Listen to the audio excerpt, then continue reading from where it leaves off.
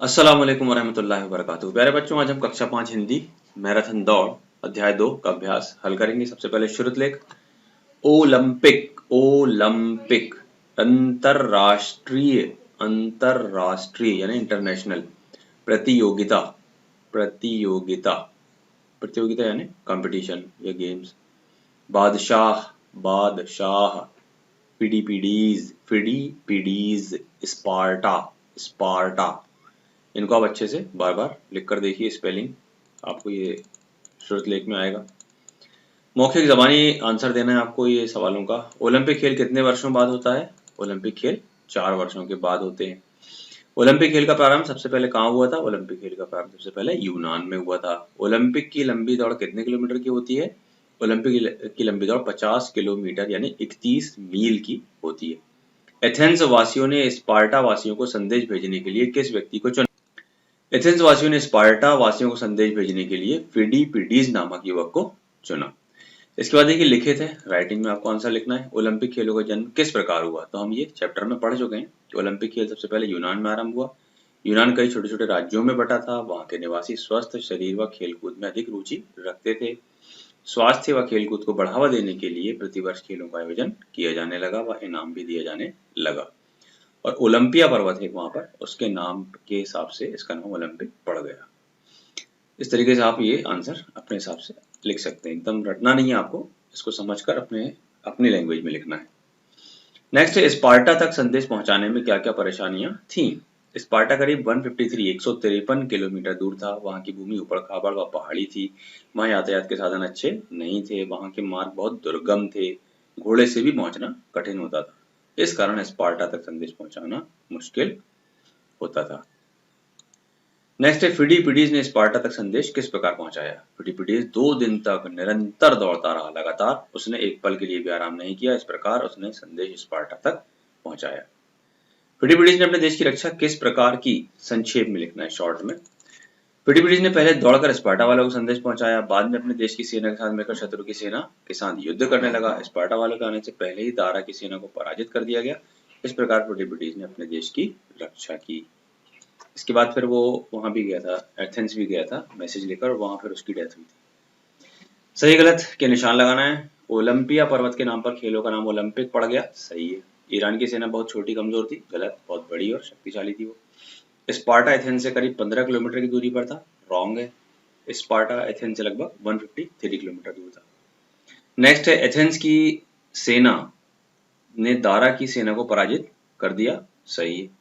फिडीपिडीज की आवाज पहचान कर नगर के लोगों ने द्वार बंद कर दी, गलत। उसकी आवाज सुनकर तो द्वार खोल दिए थे उन्होंने। नेक्स्ट फिर देखिए रिक्त स्थान, ये शब्दों को यहाँ पर भरना है। उस समय यूनान कई छोटे छोटे राज्यों में बटा हुआ था, ये राज्यों यहाँ पर आ जाएगा।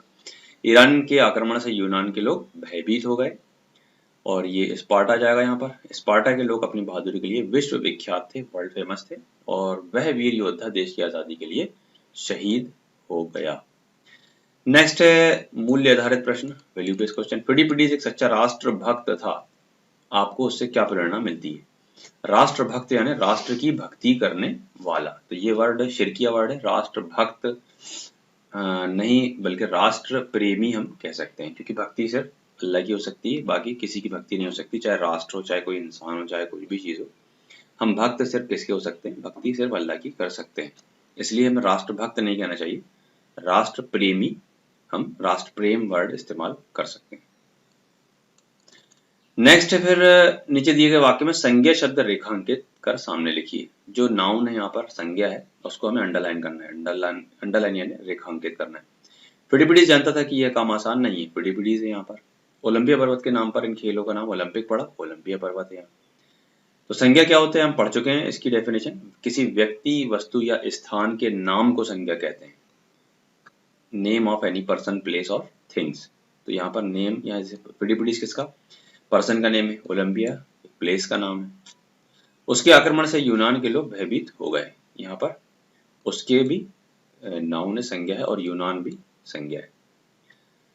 और यूनान को जीतने से पहले एथेंस का जीतना आवश्यक था, तो यूनान भी यहाँ पर संज्ञा है और एथेंस भी यहाँ पर संज्ञा है, ये दोनों संज्ञा है। नेक्स्ट निम्नलिखित शब्दों में के दो पर्यायवाची लिखना है हमको। पर्यायवाची माने सिनोनिम्स। Same meaning. शरीर को हम क्या कहते हैं? काया भी कहते हैं और देह कहते हैं। रात को रजनी और निशा कहते हैं। शत्रु को बैरी या दुश्मन कहते हैं और प्राण को जीवन या जिंदगी कहते हैं। निम्नलिखित शब्दों के विलोम शब्द, उल्टे शब्द लिखना है हमें, अपोजिट लिखना है। तो प्रारंभ का होता है अंत, आवश्यक अनावश्यक, दुर्गम सुलभ, पराजित विजेता, स्वस्थ रुग्ण यानी बीमार, पुरस्कार इनाम, उसका उल्टा दंड सजा, परतंत्र यानी गुलाम, उसका उल्टा आजाद स्वतंत्र, पराधीन का स्वाधीन। इस तरीके से आपका चैप्टर एंड होता है। योग्यता विस्तार में आप ये काम कर सकते हैं कि स्पार्टा व एथेंस के इतिहास व उनकी बहादुरी के बारे में जानकारी प्राप्त करो। तो ये काफ़ी किस्से कहानियाँ और इंटरनेट पर काफ़ी जानकारी मौजूद है इसके बारे में, आप चाहें तो उसे पढ़ सकते हैं। इस तरीके से आपका चैप्टर एंड होता है। आपको ये सारी चीज़ें पहले बुक में लिखना है, बुक आपकी नई होना चाहिए, पुरानी बुक में नहीं लिखना है आपको, और इसके बाद फिर नोटबुक में भी लिखना है और उसकी फ़ोटो सेंड करना है। इस तरीके से आपका चैप्टर एंड होता है। नेक्स्ट वीडियो में नेक्स्ट लेसन देखेंगे। अस्सलाम वालेकुम वरहमतुल्लाहि वबरकातुहू।